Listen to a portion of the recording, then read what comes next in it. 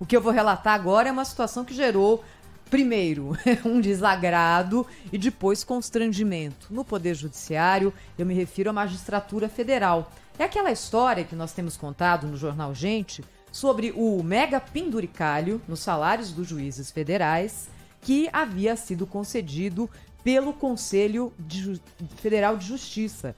Uma decisão monocrática individual do ministro Salomão.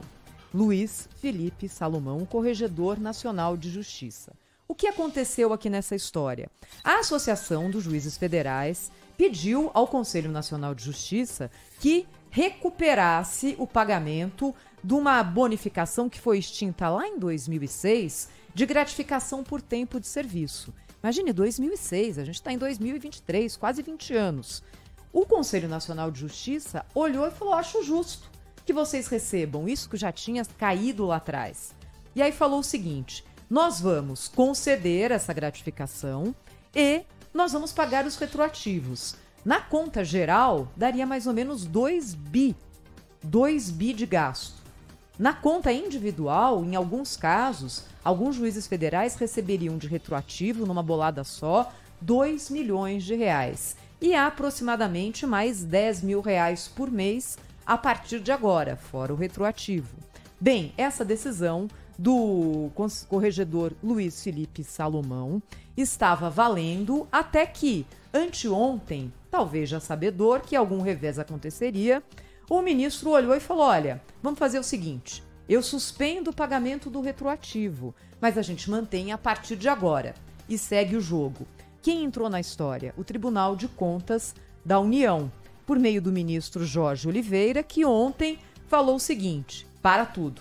Nem a partir de agora, nem retroativo, nem penduricalho, nada. Vamos parar e analisar o que aconteceu. Por que há um constrangimento aqui? Porque é uma decisão de um ministro do Tribunal de Contas da União que suspende uma decisão tomada por um integrante do Conselho Nacional de Justiça, que é aquele órgão máximo da Justiça do Brasil e que também está colocado lá para fiscalizar os atos do Judiciário, mas que tem servido também para conceder esse tipo de aumento.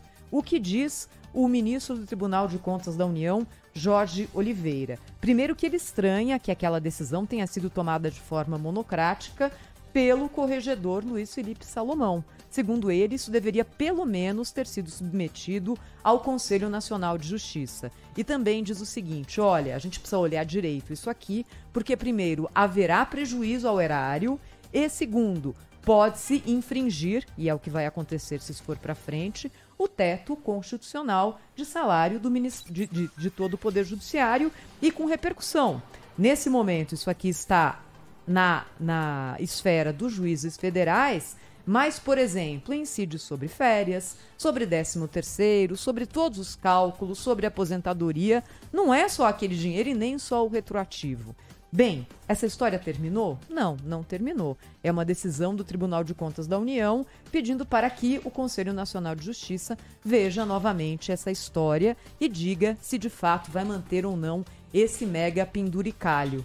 Não vou me surpreender se de alguma forma ele for mantido. Nós já vimos isso acontecendo outras vezes na história do serviço público. Agora, pelo menos dessa vez e por enquanto, houve alguém que levantou a mão e falou: tem algo errado acontecendo aqui. Vamos ver direito antes de seguir com isso, né? Exatamente, viu, Thaís? E é errado, né? Não sei o que o ouvinte pensa sobre isso, mas os próprios magistrados decidirem sobre os vencimentos deles mesmos, né? Não tem uma coerência. Você vê nos outros poderes, você tem lá o legislativo que define sobre questões do executivo. É difícil você ter uma canetada, né, de um prefeito, assim, passa pela Câmara. A gente sabe que tá tudo ali junto, né? No caso de Minas Gerais, que possivelmente a gente vai tratar hoje, se der tempo aqui, o governador Romeu Zema vai sancionar aí um projeto da Assembleia.